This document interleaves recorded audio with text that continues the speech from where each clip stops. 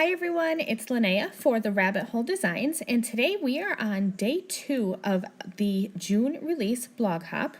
I'm going to be creating an alcohol ink background using the Mermaid Hair stamp set. This little 3x4 stamp set is probably one of my favorites from this release. I love the little fish, and of course the mermaid is super cute. So I grabbed some of my alcohol inks that are light blue and kind of like a green, like maybe a seafoamy green, but I wanted to create an under the water scene. So to start, I wanted to have a really blended background. So I actually have, I think it's 90% isopropyl alcohol in this little squeezy bottle.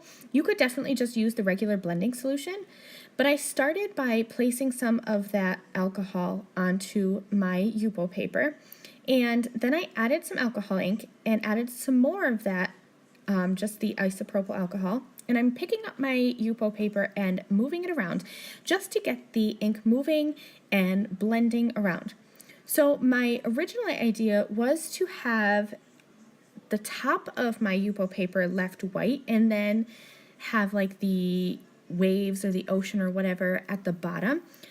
And I really liked how this ended up looking once I added in that dark blue and kind of moved everything around. But I thought that it would look weird with the mermaid sitting on top of that. So I ended up actually going back and adding color to the whole background. And you'll see that in a little bit. So I just kept adding the alcohol ink and then adding the isopropyl alcohol on top. And then I brought in my heat tool to dry this. And you can see it's okay to add heat to the Yupo paper, but just keep your heat gun moving. So this is sped up twice as fast as real time, but you can see that I just kept moving that heat gun around, and that formed some of those like harsh edges to create like an underwater wavy pattern. Once I was done, I wanted there to be bubbles, so I just squeezed out some of my isopropyl alcohol onto my work surface, picked it up with a paintbrush that I have set aside just for alcohol inks, and flicked it on just like you would use if you were doing like water flicks. I grabbed a piece of Decofoil silver foil. I always do that just in case I have any tacky areas left on my ink background. I didn't on this one. I'm not sure how, because I always end up with super goopy areas, but that's just a trick. If you have like those tacky areas, just run some foil over it and press it in with your fingers, and the foil will stick to it, and then you won't have those sticky parts anymore. I am now coloring in the Little Mermaid. I stamped and white heat embossed some of the little fish onto my background. I just stamped them randomly and then used white embossing powder. Again, you want to make sure when you're heat embossing that you really keep that heat gun moving. If you saw me there, I kind of brought the heat to the paper and pulled my heat gun away and brought the heat back and pulled the gun away. That way, it's not staying in one place too long, and you're not going to warp your Yupo paper. So to color my Little Mermaid, I'm using my Spectrum Noir Tri-Blend markers. These have become one of my favorite ways to color because I don't need to guess about the markers I'm using to blend together. They are all in one marker, which is super awesome.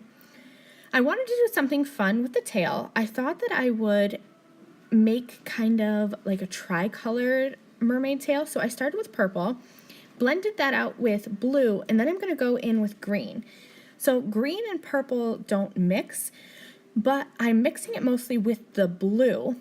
I will overlap the purple a little bit, but you'll see it's not enough that I'm going to get a muddy color. It's mostly the purple blended into the blue, and then the blue blended into the green. And I'm just going to finish up the tail really quickly, and then I'm going to add a little bit of a coral color to her little bathing suit top there.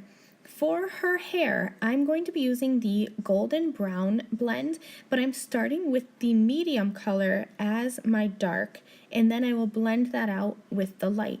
And that's going to give me kind of like a honey blonde color, which I thought would go really, really well with her tail.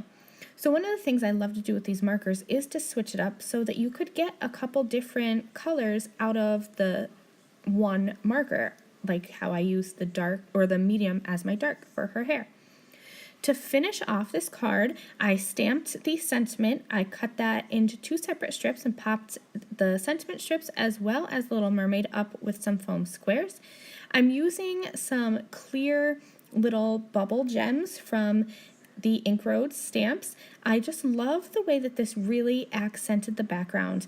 It's very subtle, but when you turn the card, you can see all those little droplets and they just look like underwater bubbles. Thank you guys so much for watching. Make sure you head over to my blog because I have another video using the Mermaid Hair stamp set for today's release. Thank you guys. See you later.